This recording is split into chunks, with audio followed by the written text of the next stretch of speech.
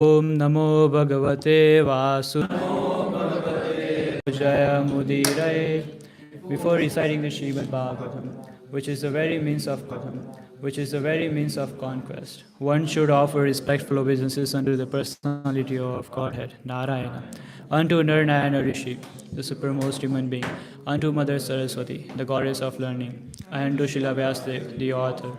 Nashta prayeshu adreshu nityam bhagavata sevaya bhagavate uttama shlokir bhaktir bhavati naishtiki.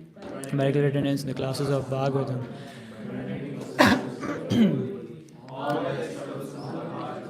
Completely destroyed. Only service unto the personality of Godhead, who is praised with transcendental songs, is established as an irrevocable fact.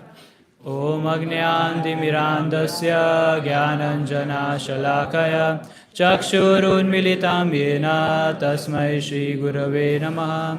I was born in the darkest of ignorance, and my spiritual master opened my eyes with the torchlight of knowledge. I offer my respectful obeisances unto him. Jai.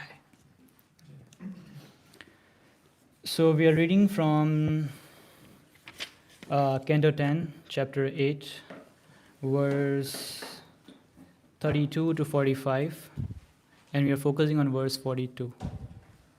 So the name of the chapter is Lord Krishna shows the universal form within his mouth. Is anyone here for the first time? Okay, so just a quick recap that I want to give before we start.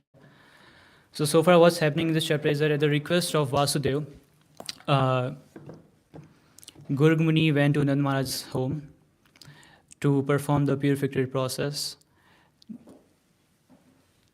As soon as Nand Maharaj saw Gurg Muni, he realized that he is an extraordinary personality, that he is Adokshaja, he is the transcendental personality which is not perceivable by ordinary material senses. So in Chaitanya Mahaprabhu's time, Garg Muni is also he incarnated as Nilambar Chakravarti,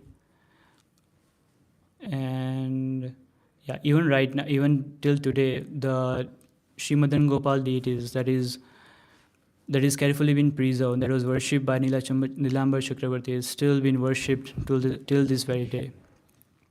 So anyway, Nand Maharaj asked Garg Muni, "How may I serve you?" Garg Muni replied that, "I'm here to perform the purificatory process. However, if I perform this purificatory process out in the open, then Kamsa might suspect that Krishna is the son of Vasudeva and Devaki."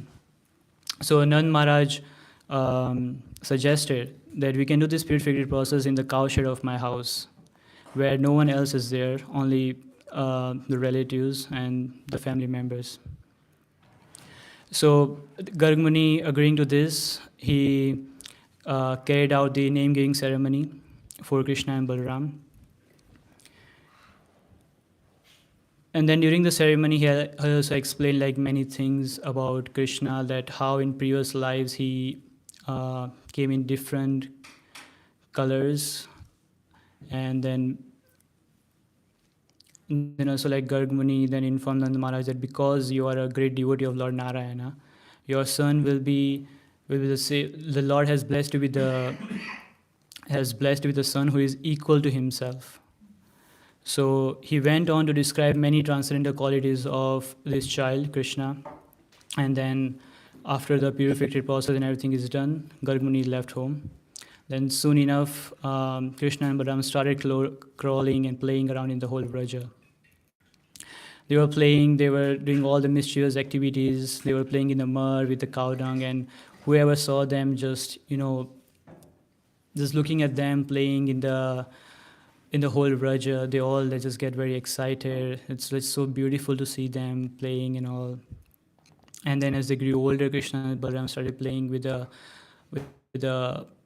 friend of his age, with cows, monkeys, and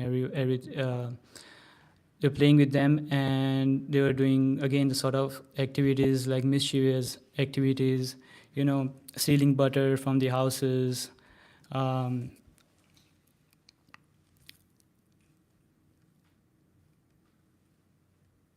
and then teasing everyone, troubling everyone, just like Aramala Prabhu. And then everyone would come to Mother Yashoda and complain about him that, he did this. And everyone was expecting that Mother Yashoda would chastise them.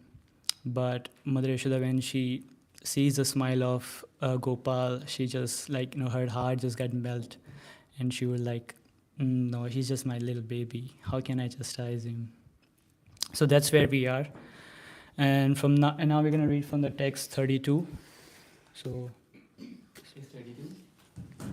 One day, while Krishna was playing with his small playmates, including Balaram and other sons of the Gopas, all his friends came together and logged a complaint to Mother Yashoda.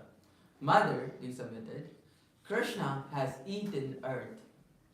Upon hearing this from Krishna's playmate, Mother Yashoda, who was always full of anxiety over Krishna's welfare, picked Krishna up with her hands to look into his mouth and chastise him. Her eyes fearful, she spoke to her son as follows. Dear Krishna, why are you so restless that you have eaten dirt in a solitary place? This complaint has been lodged against you by all your playmates, including your elder brother Balaram. How is this? Lord Shri Krishna replied, My dear mother, I have never eaten dirt. All my friends complaining against me are liars. If you think they are being truthful, you can directly look into my mouth and examine it. Kaya? Mother Yashoda challenged Krishna. If you have not eaten earth, then open your mouth wide. When challenged by his mother in this way, Krishna, the son of Nanda Maharaj, and used Yashoda to exhibit pastimes like a human child, opened his mouth. Although the Supreme Personality of Godhead, Krishna was full of all opulences, did not disturb his mother's parental affection. His opulence was automatically displayed, for Krishna's opulence is never lost at any stage, but is manifest at the proper time. When Krishna opened his mouth wide by the order of Mother Yashoda, she saw within his mouth all moving and non-moving entities, outer space, and all direction, along with mountains, islands, oceans, the surface of earth, the blowing wind, fire, the moon, and the stars. She saw the planetary system, water, light, air, sky, and creation of transformation of Ahankara. She also saw the senses, the mind, sense perception, and the three qualities goodness, passion, and ignorance. She saw the time allotted for the living entities. She saw natural instinct and the reaction of karma, and she saw desires and different varieties of bodies moving and non-moving. Seeing all these aspects of the cosmic manifestation along with herself and Vrindavan Dham, she became doubtful and fearful of her son's nature. Mother Yashoda began to argue within herself. Is this a dream? Or is it an illusory creation by the external energy? Has this been manifested by my own intelligence, or is this some mystic power of my child? Therefore, let me surrender unto the Supreme Person. Therefore, let me surrender unto the Supreme Personality of Godhead and offer my obeisance unto Him, who is beyond the conception of human speculation, the mind, the activities, words, and arguments, who is the original cause of cosmic manifestation, by whom the entire cosmos is maintained and by whom we can conceive of its existence. Let me simply offer my obeisance, for He is beyond my contemplation, speculation, and meditation. He is beyond all of my material activities. It is by the influence of the Supreme Lord's Maya that I am wrongly thinking that Nanda Maharaja is my husband, that Krishna is my son, and that because I am the queen of Nanda Maharaja, all the wealth of cows and cars are my possessions, and all the covered men and their wives are my subjects. Actually, I also am eternally subordinate to the Supreme Lord. It's my ultimate mission. Mother Yashoda, by the grace of the Lord, could understand the real truth. But then again, the Supreme Master, by the influence of the internal potency, Yogamaya, inspired her to become absorbed in the intense maternal affection for her son. Immediately forgetting Yogmaya's illusion that Krishna had shown the universal form within his mouth, Mother Yashoda took her son on her lap as before, feeling increased affection in her heart for her transcendental child. Glories of the Supreme Personality of Godhead are studied through the three Vedas, the Upanishads, the literature of Sankhya Yoga, and other Vaishnava literature. Yet Mother Yashoda considered that Supreme Person her ordinary child. Okay, now we'll be reciting the verse 42.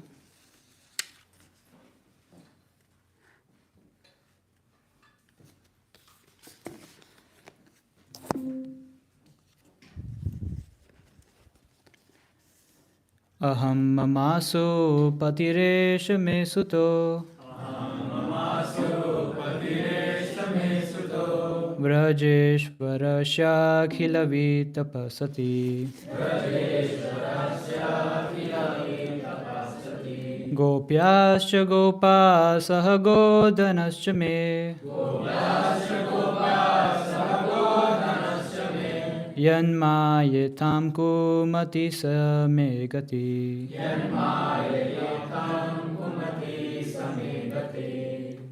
Aham mamaso patiresha me suto. Aham mamaso patiresh me suto Vrajeshwarasya Vrajeshwarasya tapasati Gopasya gopasah godhanasya me.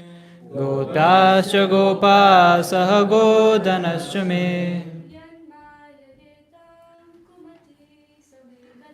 Yanmayayetam kumati same gati.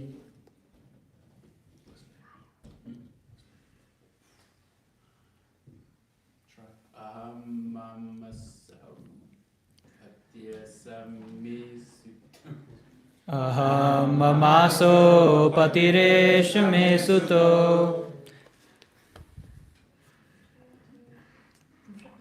Rajesh.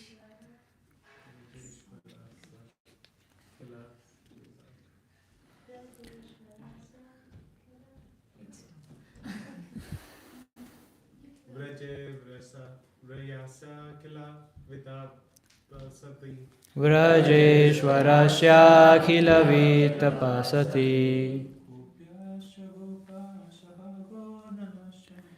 Gopyascha gopasah godhanascha me Yanmaya yayatam kumate samikati. Yanmayayetam kumate same gati. Aham mamaso patiresh me suto Vrajeshwara Rajeshwarasya khila vitapasati Gopyascha gopasah godhanascha me Gopyascha gopasah godhanascha me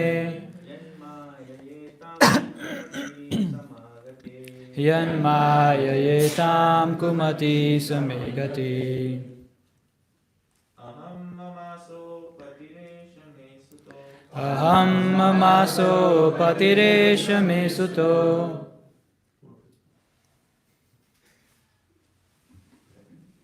Vrajeshwarya Sikhila Vitpachati Vrajeshwarasya khila vitapasati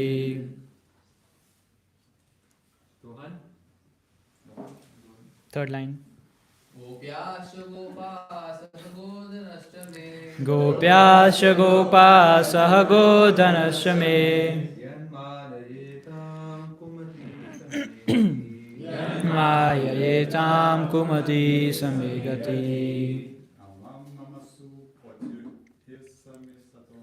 Aham mamaso patiresh me suto Vrajeshwarasya khila vitapasati Yascha Gopasaha Godhanascha me. Gopyascha gopasah godhanascha me Yanmayayetam kumati samegati Synonyms altogether. Aham, my existence. I am something. Mama, my. Asho, Nanda Maharaj. Pati, husband. Eshaha, this. Krishna. Me Suta is my son. Vrajijeshwarya, of my husband. Nanda Maharaj. Akhila Vittapa. I am the possessor of unlimited opulence and wealth. Sati, because I am his wife. Gopyacha, and all the damsels of the cowherd man. Gopa, all the cowherd men are my subordinates.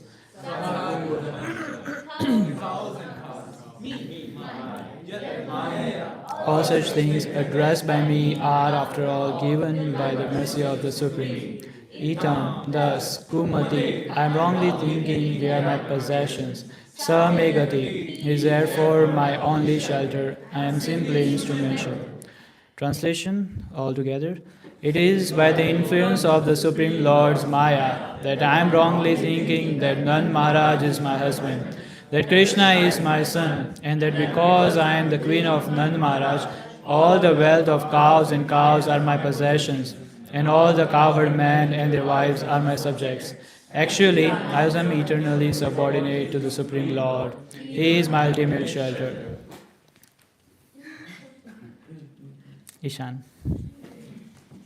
Following in the footsteps of Mother Yashoda, everyone should follow this mentality of renunciation. Whatever wealth, opulence, or whatever else we may possess belongs not to us but to the Supreme Personality of Godhead, who is the ultimate shelter of everyone and the ultimate owner of everything.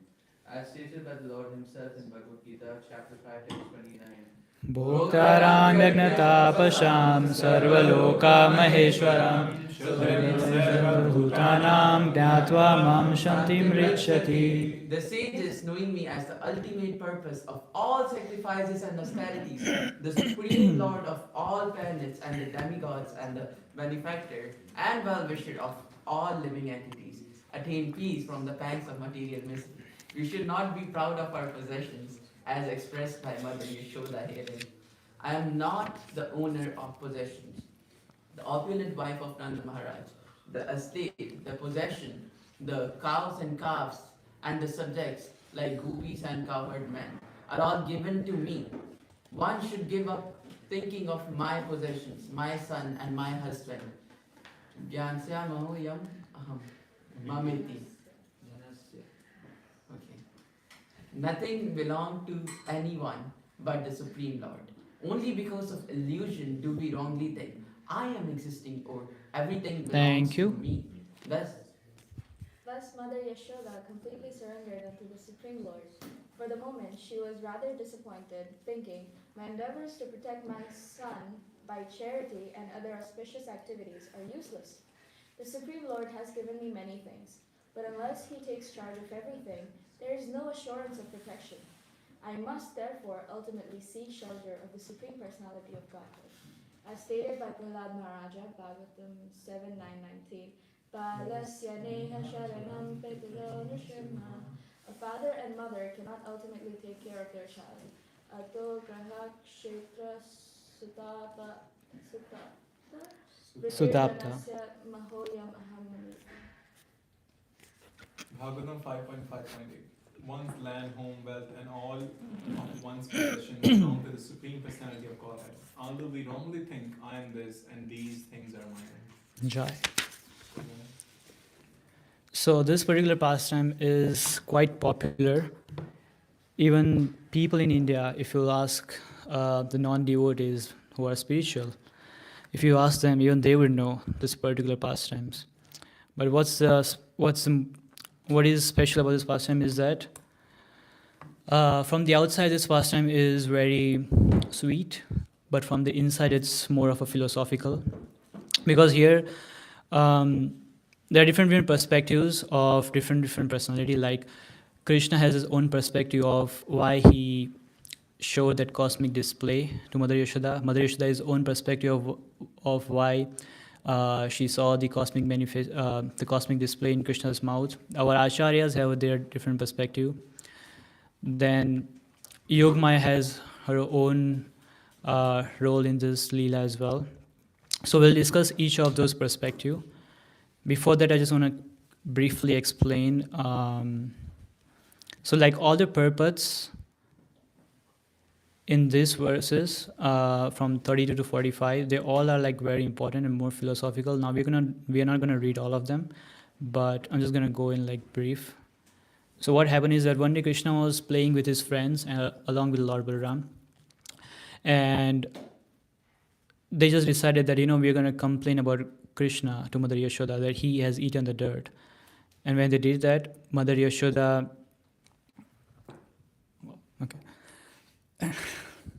Mother Yashoda was holding her stick on her one hand. On the other hand, she held the hand of Krishna, and she was asking Krishna that why did you eat in the dirt? I mean, in our house we have all kind of sweets, everything is there. We have butter, we have milk. Then why do you have to eat the dirt in a solitary place?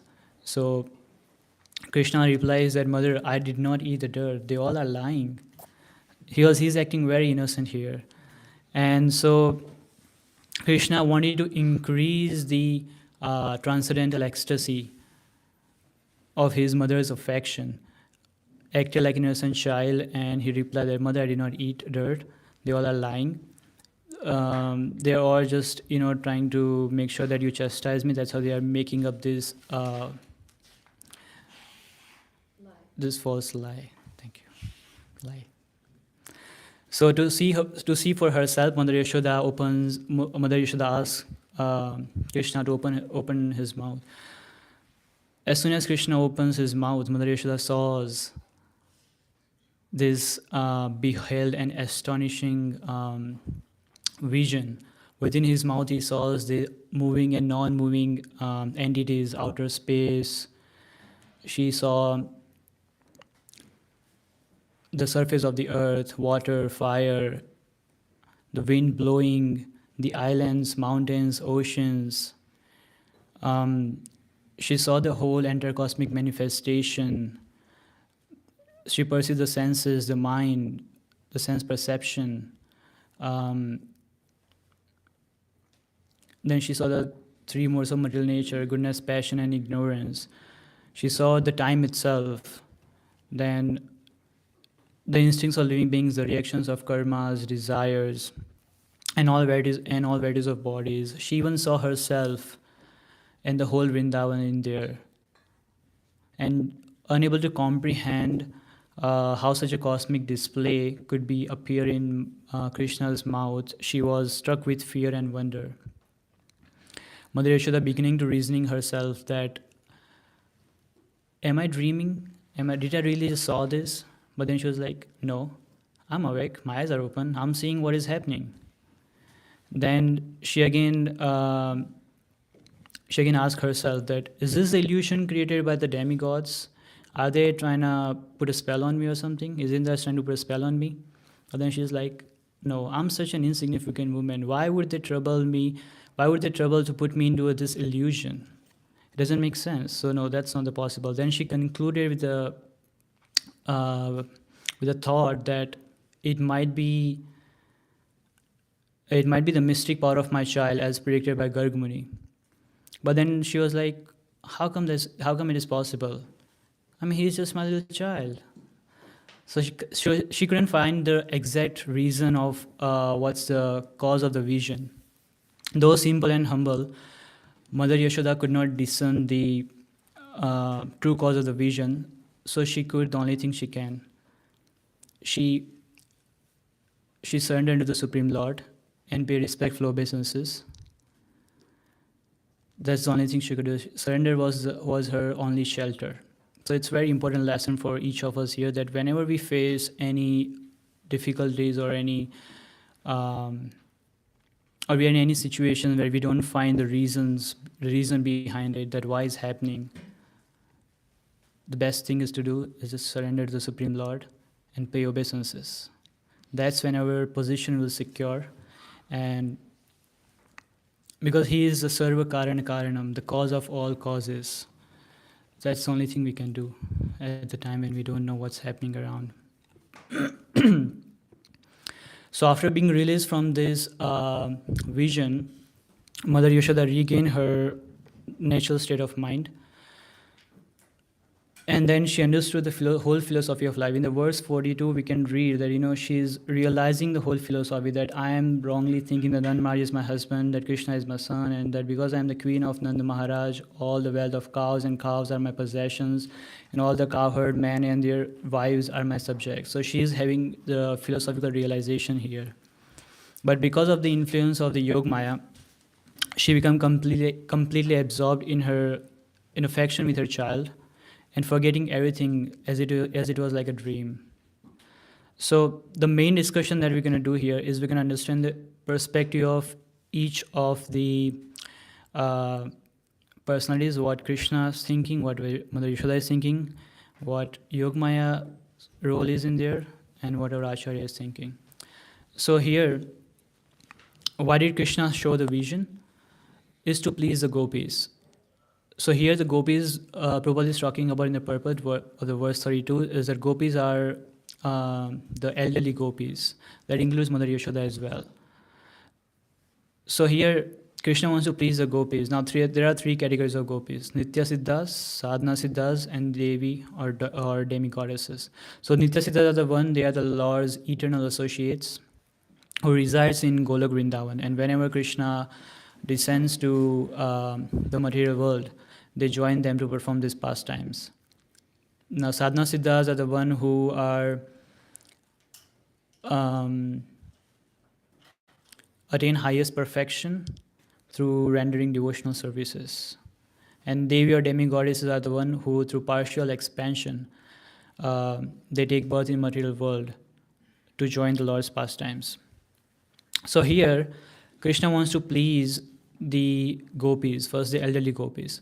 Why they want to please? Because whenever the gopis go to the Mother Yashoda taking complaints, Mother Yashoda never chastised Krishna, because Krishna would always react in a way where Mother Yashoda just couldn't able to chastise him.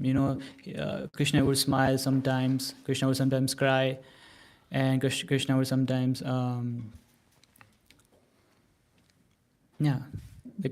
he cries and he do all this kind of stuff, these emotional things, and there's Mother Yashoda just couldn't able to chastise him.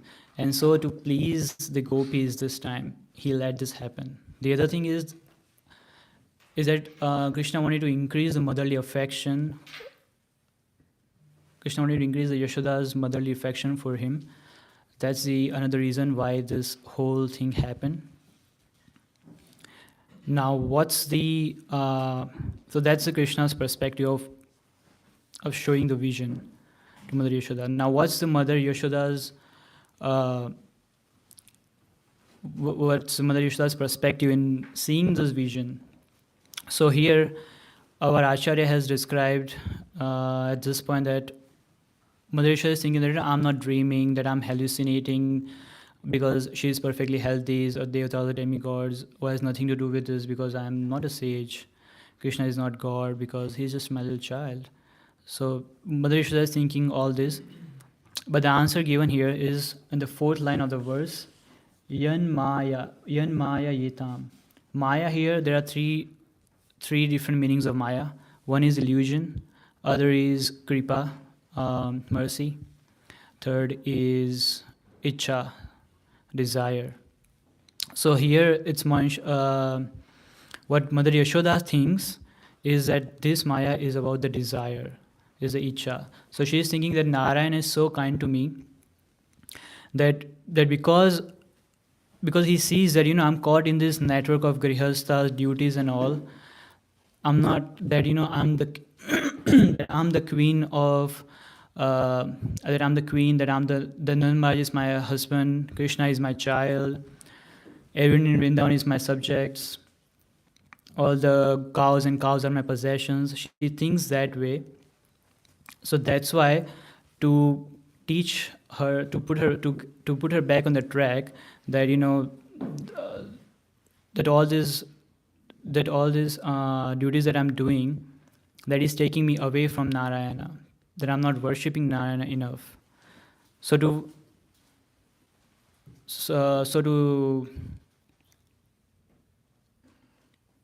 get away from this illusion, Narayana, she thinks that Narayana showed me this vision in Krishna's mouth.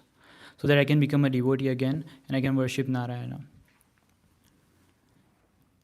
Now here our Acharya is saying that the actual Kumati in the fourth line of the verse, it's saying Kumati means the bad thinking. So the Kumati is that the Acharya is saying that, the actual Kumati is to think that I'm dreaming, that I am, that Krishna is my child. That's the actual Kumati. What Mother Yashoda is thinking, that I'm the queen, Krishna is my child, is not the Kumati, it's the Sumati as per our Acharyas. So devotees, you see, devotees are doing great penances and austerities just to reach the level of Mother Yashoda, to be in that level where how Mother Yashoda serves Krishna, we can also serve that. And devotees are doing so much of penances, austerity, chanting, reading, and all sorts of devotional practices they are doing just to reach to that level. And Mother Yashoda is thinking that, Krishna is my child and those are the Kumatis she thinks that is, but it's not the actual Kumati, it's the Sumati. So that is Mother Yashoda's perspective and Acharya's perspective. Now what's Yogmaya's role in this is that as soon as Yogmaya enters the whole, in this whole Leela, she just forget everything like a dream. And it was necessary because let's just imagine that if Krishna knew the whole, if Mother Yashoda knows the knowledge, if she knows the philosophy of life, then she would treat Krishna as a god. She would worship him as a god. We would not have get this nectar of, the affection that we see between Mother Yashoda and Krishna. So it was needed. The interference of Yogmaya was needed here.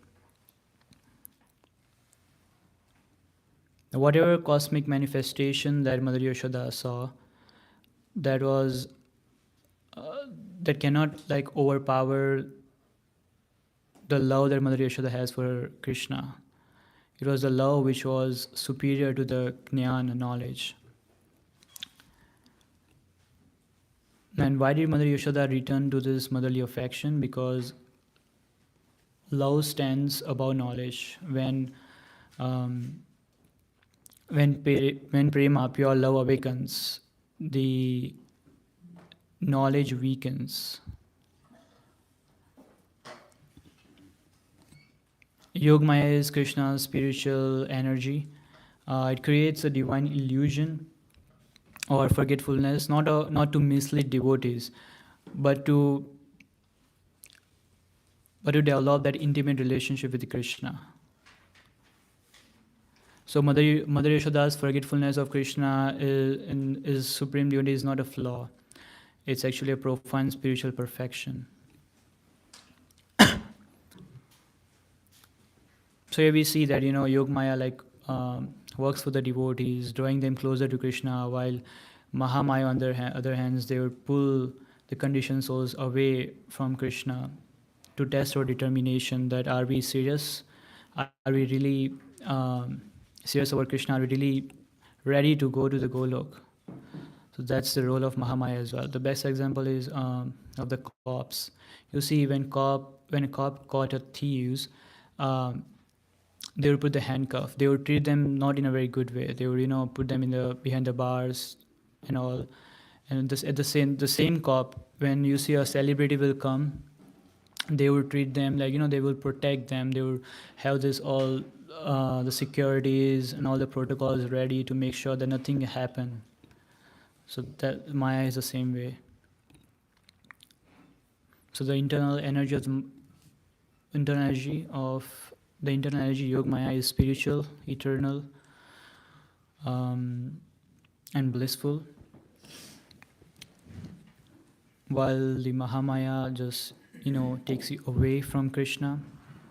Yogmaya hides Krishna's godhood, not out of limitation, but out of the strength of the love.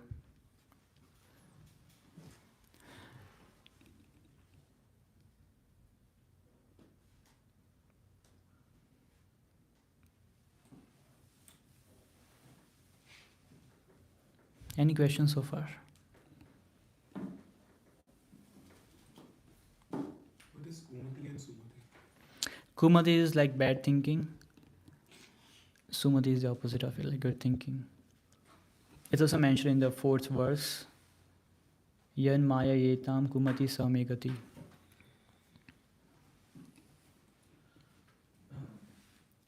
Yes, Maharaj. You mentioned about how love stands above knowledge. Just wanted to know a little more about that. If you could specify more about that. How is that so?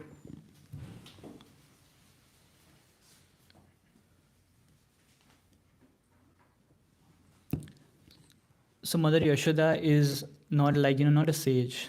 If you can just take the example of this particular pastime, she's not a sage. But still, even though she's not a sage, she doesn't have like all the gyans of Vedas and all. The love that she has for Krishna is above all. So love is it's not like that knowledge is also superior, but in a way love overpowers that knowledge. If anyone has anything to add on that.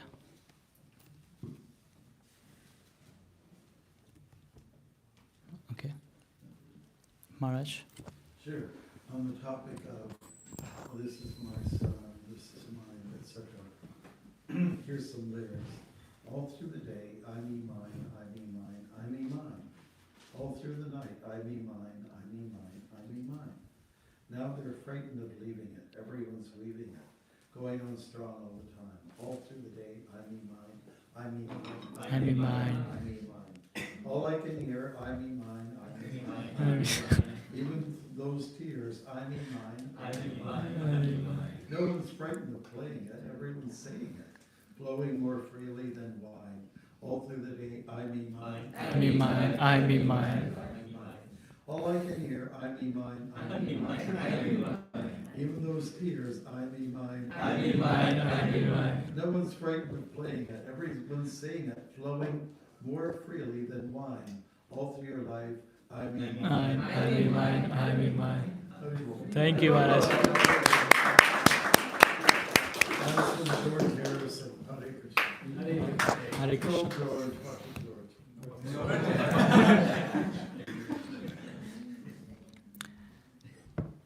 So Krishna has 3 energies: internal, external, and marginal. Internal energy is the spiritual. External is the material, and marginal is jivas, we, yes, living entities, yes. So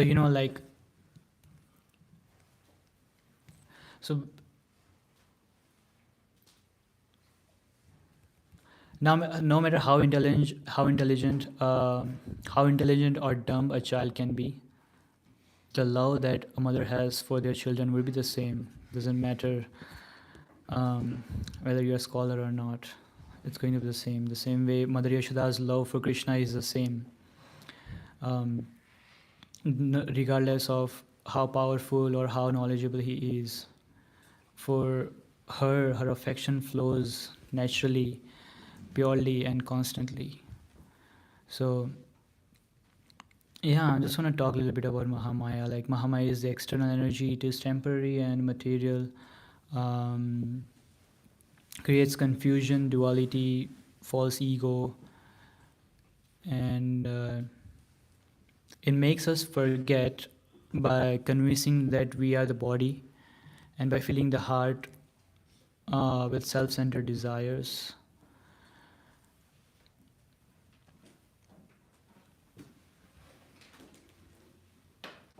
There's a quote that I just heard from one of my dear friend.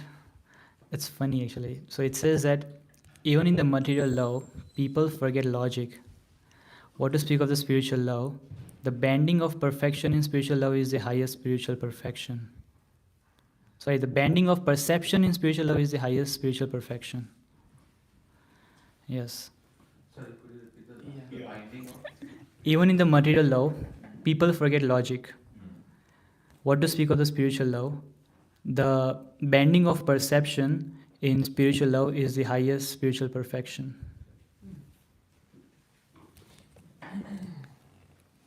And I have a question for all of you. Do you really think that Krishna actually ate the dirt Or was he just like trying to taste his own creation?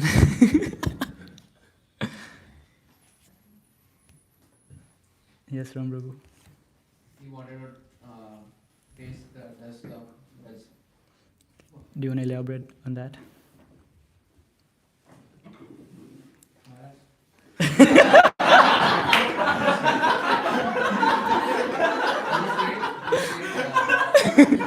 Why Krishna ate Braj said that he wanted to taste the dust of Braj. The rest of The Raj, like the dust of Vrindavan. okay. You want me to Elaborate this point. Well, I think you should elaborate. So Krishna wanted to like Krishna used to go outside. He used to play with his coward friends, poppies and cows. He wanted to taste because all the devotees they used to play there. Cow used to walk from there. So he wanted to taste the dust of that brush because it is said that even Akrur when he went. He didn't ask for anything. He said that in next life I want to become the dust of the lotus feet of gopis. So in that way he wanted to glorify the dust of Vrindavan. Wonderful, thank you.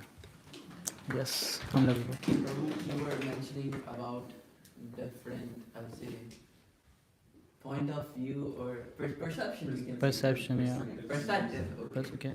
You mentioned Krishna's perspective, and then you mentioned Mother Yashoda's perspective, and we have different teachers, spiritual teachers, who have shared their commentaries on these wonderful things.